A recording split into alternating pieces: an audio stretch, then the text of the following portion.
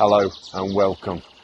One of the key jobs in autumn is getting the greenhouse ready for winter and getting it all prepared, ready for an early start in spring. As the weather gets worse and worse, it's important that we prepare the greenhouse for the long dark months ahead. To do this job, it's always best to wait for a beautiful autumn day like today when it's really nice and dry. One of the key tasks is clearing all of the plants out and giving it a real good clean inside, so you need to be able to have the doors open and have it really well ventilated. So a beautiful bright autumn day like today is the perfect day for doing this task.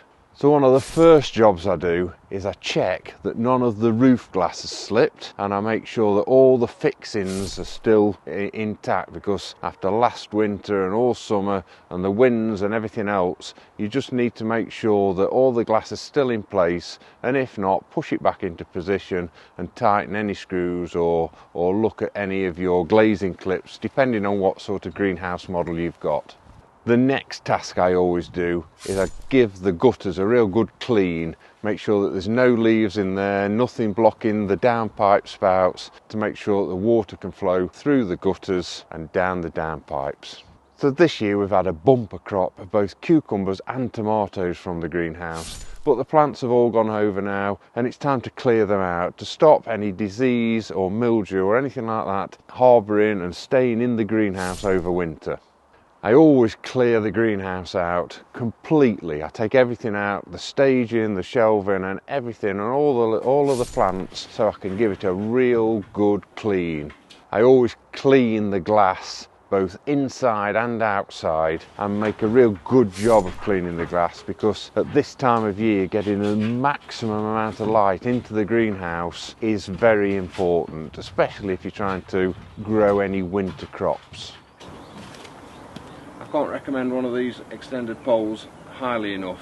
You can really give it a real good clean without needing to climb up and down ladders.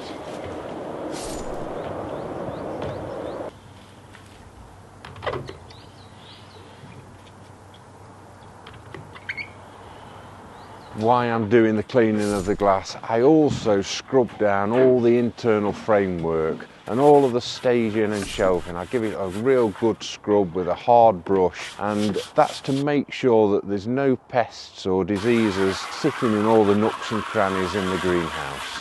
So like I said earlier, the reason you need a lovely dry bright day like today is because with all of this cleaning going on, there's a lot of water about, and you need to be able to ventilate the greenhouse to make sure that the air flows through it and that it dries out thoroughly before the sun starts to set, before you get everything back inside. I know this is a video about cleaning the greenhouse, but this is a good point to note. When you are cleaning off inside the greenhouse, it's always good to have a gravel area to swill off into, and to also brush all the excess water in, and then from there it can all drain away and seep away into the ground. I always recommend this if you're having a greenhouse, because even in the middle of summer, what it gives you is it gives you an area where you can come in with a hose pipe or a watering can and damp the ground off, what they call damp the ground off, and create extra humidity within the greenhouse, which the plants love. Once it's had a thorough clean and you're really happy that it's spotlessly clean, bring back all your staging and shelving and get it set up for overwintering all of your plants. I take a lot of the staging out in the summer months to grow the tomatoes and things like that in. Well, I put those all back in place. I overwinter a lot of plants in there, and I have one or two crops growing throughout the winter months, some winter salad seeds, but the main thing is that I get it ready for setting off all of the seeds come the early part of spring. So there it is. I hope you liked this video.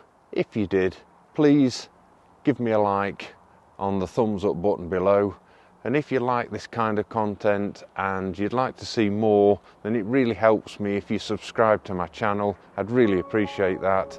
And finally, thanks for watching.